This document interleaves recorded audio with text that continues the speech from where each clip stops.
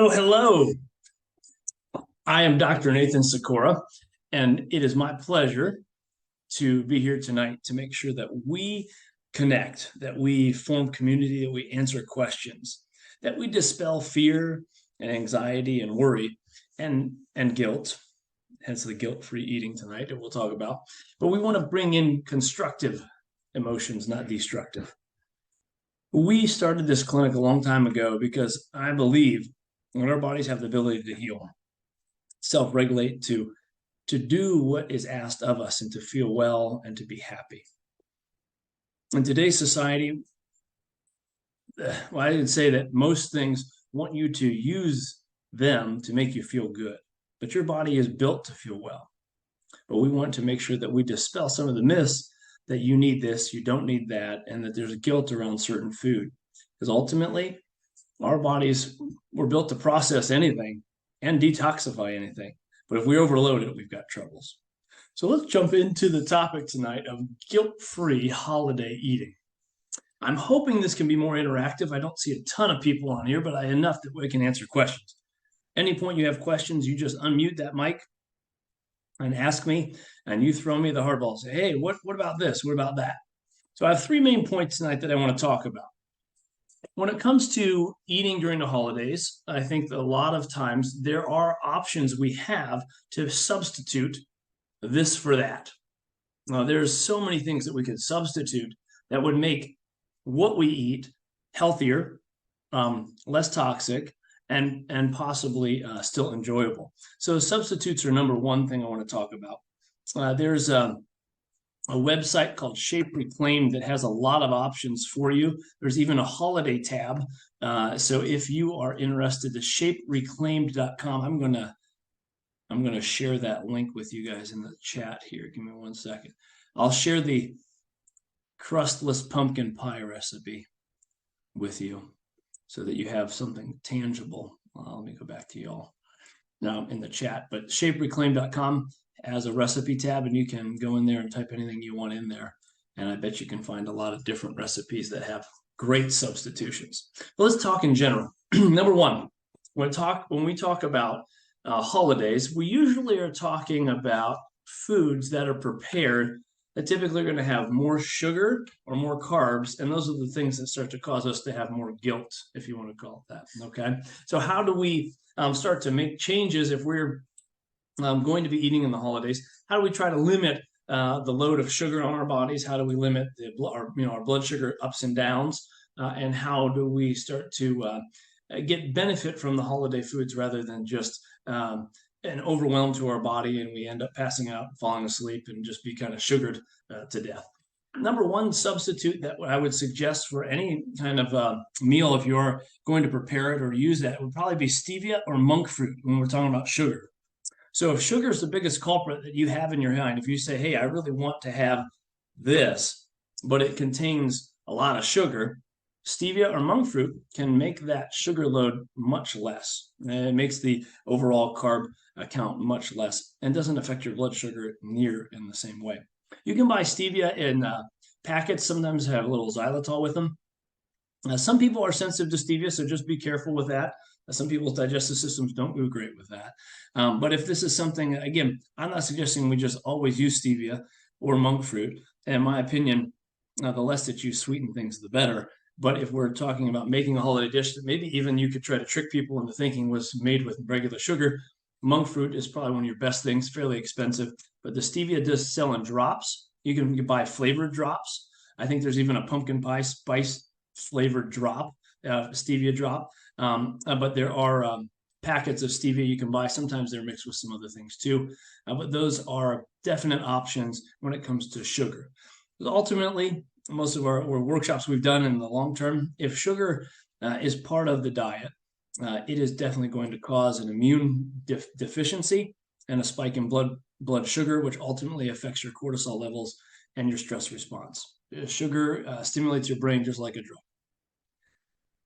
That being said, if it's once in a while, it's probably not the end of the world. But if you're someone who really loves their sugar and this is that one little thing that trips your brain, you might want to avoid it. So substitutes are wonderful. There are so many more sweets out there that are done with stevia less sugar, no sugar, that are still healthy, not just sugar, artificial sweeteners. I do not a fan of those at all. So when you are substituting, I would not suggest, thank you, Tori, I would not suggest sucralose or NutraSweet or any of the ones that you might see on like diet sodas.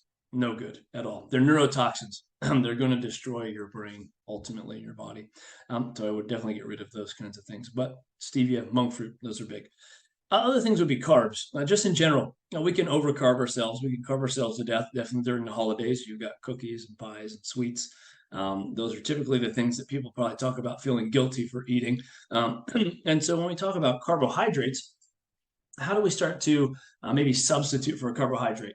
Well, you could start to use a nut flour, like an almond flour, to make certain things. You might be able to maybe do a half and half, use some nut flour with some regular flour. If you're trying to be gluten-free during the holidays anymore, it's so much easier than ever used to be. I've been doing it probably 10, 15 years anymore. And I think I can make about any dish, gluten-free, dairy-free, that you ask me at this point. It's my challenge to myself, but that are typically made. But you can do it with you could use rice flour. It's still carbs though, okay? Just know that. You could use the gluten-free substitute flour, but if you're trying to limit your carbs, doing more of the nut flours or coconut flours, those are ways to reduce the carbs. You'd probably want to look up like keto recipes, but that Shape Reclaim site would be a great one to look at if you're trying to reduce your carbs, because that site is a detox program we use in our office still. We'll probably be doing a big promotion where we all do it together in the beginning of the year. And that program, those are all the recipes you could use that are on that site, shapereclaim.com. Look at the recipes. You can look at that. But looking at carbs, well, we could just not eat them. That is an option. So if you're there at Thanksgiving dinner and you're like, I'm trying to, watch it, I'm not trying to overdo it and my carbs and sugar. Well, there's plenty of options on a Thanksgiving table that are very healthy. It's a very well-balanced meal if you want it to be. I mean, start with the turkey, eat some of that. Try to eat a couple different servings of fruits and vegetables. If you're still hungry, maybe use a little gravy or something that has some fat. All right. And if you're still really needing something, well, then you can go into the carbs. But that's the level of ways that we should probably eat. If you're really just trying to get the most out of Thanksgiving dinner, start with a protein or a builder, work into your vegetables and fruits, eat more of those. And then if need be, some fat always slows down digestion, fills you up. And it also is a good lubricator of our bodies. And then lastly, then we can look at what we call congesters, but those are your flours and your carbohydrates and your sweets. Those would be used more sparingly. Remember that fruit is nature's dessert. Remember that. Always remember that. Fruit is nature's dessert. If it's not sweet enough and you're trying to make a dish, that little bit of stevia will make a big difference. There's a recipe. It's not this one. I could share the other one. Give me 1 second. But there's an apple pie recipe where we make the crust out of nut thins. All you do is grind them up, put a little bit of egg in it, and then you put some like apples on there. But you could probably put this pumpkin pie option on there. Remember, pumpkin pie in itself probably isn't bad if we didn't add all the sugar and the condensed milk and stuff. The pumpkin itself with some seasoning is just great. Eat it up, eat the pumpkin. But when we add all the sugar and the other junk, that's what makes it a problem. So if you don't add that, you can just have some eggs and pumpkin. Ultimately, is a great little recipe. And if you feel like you need a little crust on the bottom, you can make it actually with nut thins. It's the pecan nut thins. They're really good. They almost taste cinnamony. But the pecan nut thins, you can grind them up, add a little seasoning, and they can be like a crust. I just shared that apple pie recipe, which I think has a crust that you could make if you're trying to limit the carbs and sugars. So those are substitutes. I just would say, hey, right now, if you're trying to make a healthier meal, less of the traditional junk that you could find, Shape Reclaimed has a whole holiday tab if you go to that, shapereclaimed.com. So that's the first point, substitute, right? Number 2 point that I might suggest would be that you utilize intermittent fasting to be able to feel maybe less guilt. We're going to talk about that. That's our third point. But to maybe feel that, your body, it's okay to have what's in that meal. If you give your body a chance to regulate, intermittent fasting itself has definitely had some many benefits. And everyone's a little different, and how you do it and how much you do of intermittent fasting is should probably be monitored by you individually. But the benefits of it are definitely can be weight loss. Now, if you just fast for most of the day and wait to eat Thanksgiving, you're not going to see a weight loss. But over time, it can have some benefits. But just know it does improve your metabolic health. It enhances brain function. It can also support the cellular repair process, insulin sensitivity. That just means when your blood sugar, if your blood sugar tends to go up and down and your body is really sensitive to insulin or desensitized, that if you fast, your body becomes more in tune and it's not so up and down, which when we eat poorly, it's going to be more up and down. But the biggest thing is that, hey, maybe use it as a time to just be thankful, to give your body a little bit of a break. If you know you're going to be challenging it in the evening with some decent amount of food, then maybe, give it a break till you eat Thanksgiving dinner. That might be enough to just kind of feel like you didn't just destroy yourself the next day. So fasting in a sense would just be that you wake up, maybe you wait till the middle of the day and then you have your dinner or something like that. There was a point that I was going to make about that fasting and it just slipped my mind. I'm sorry. But the big point with that process is just saying, hey, your body, it needs certain things, but it doesn't need them in a 12-hour period. You can definitely fast from that and maybe feel more excited and joyful in the sense that you can eat. So fasting, not a bad idea. Any questions about that? Fasting. Okay. Very good. The last point that I want to bring up, probably most importantly to me in this point, is that we do surround ourselves. Thank you, Ron. All right. I was just wondering. We surround ourselves with guilt, and we'll call it worry ultimately, and I think brings on guilt, or fear brings on guilt. But we surround ourselves a lot of times with that sense of guilt and worry and fear. And when we put that as the primary emotion, when we're trying to just have joy and happiness and feel satisfied, when that comes into picture, realize that maybe the best thing to have guilt-free holiday eating is to just get rid of that thought in your head. The guilt itself will increase your cortisol levels, decrease your metabolism, and ultimately give you the exact thing that you were afraid of in the first place. So if you go into Thanksgiving fearful and feeling guilty that you're going to eat a bunch of junk and it's going to maybe gain weight, you're going to feel miserable. Well, you're going to feel that way from the guilt. So there's a lot of teachers out there will say, just have the chocolate cake. Am I promoting that every night you feel like you need chocolate cake, you don't want to feel, and you're going to get rid of it and just eat it, and now I don't feel guilty? Well, it's going to catch up with you if you do it every night. But to have celebratory times that you indulge in something that's good tasting and that you're enjoying yourself, the guilt itself is going to be worse for your health than the piece of chocolate cake, is ultimately the point. That stress and worry and fear are going to be very destructive emotions that wreak havoc on our bodies. Our physical bodies will manifest many issues. It could be back pain. It could be neck pain. You could have skin issues. You could have all kinds of issues, but ultimately the root cause are these destructive emotions. Now, we were given the ability for our bodies to have constructive emotions. Those constructive emotions are going to be the polar opposites of many of these things. Faith being one of those. Fear, the polar opposite would be faith, right? The key is that I want to make sure that I bring across is that if we continue to shame ourselves or guilt ourselves for actions and procedures that we do, that could be almost just as destructive, if not more, than the poor food choices we may be making on one day. If we continue to make these poor food choices, then I absolutely guarantee they will catch up with you because you are defying the law of nourishment. If we don't nourish our bodies properly, they will tell us about it, and our bodies will know. But there's also laws of our mind and our soul that if we don't balance those, we're going to know it. And so it's tricky.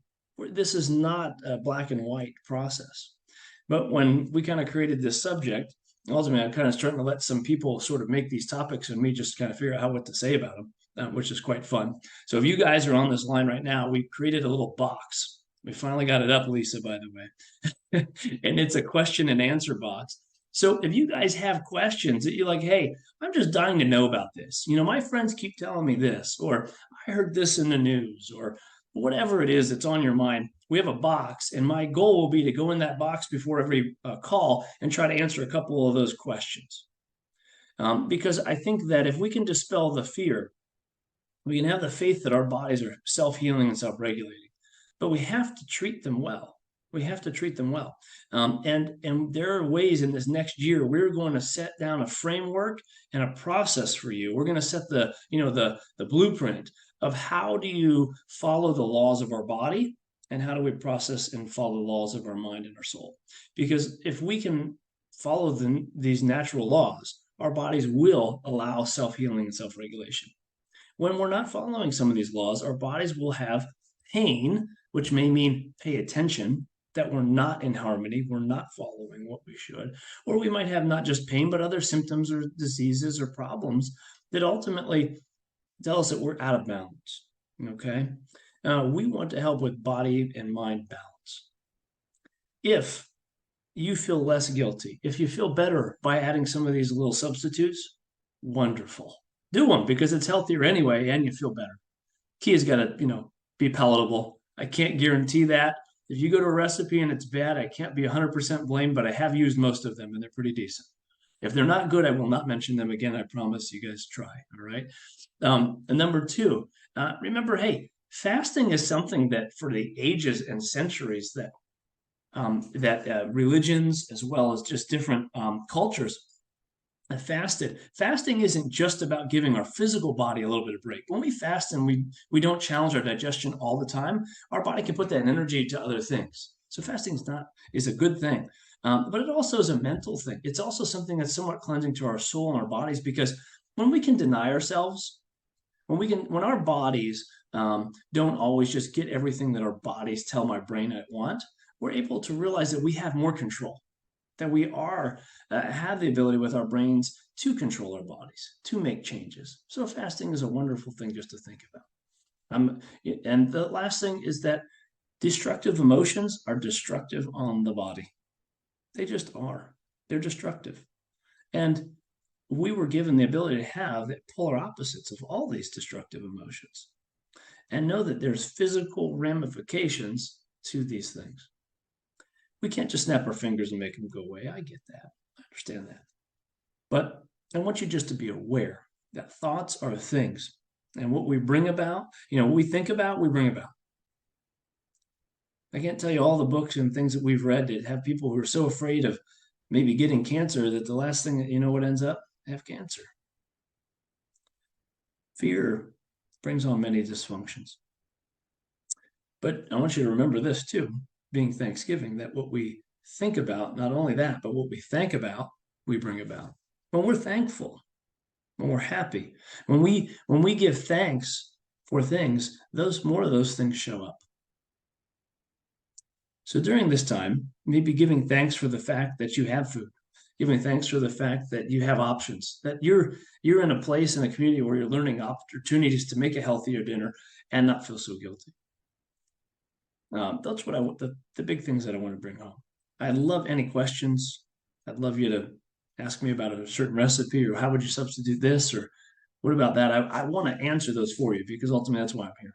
But I can just talk all day, but luckily I have a time limit, so that's good.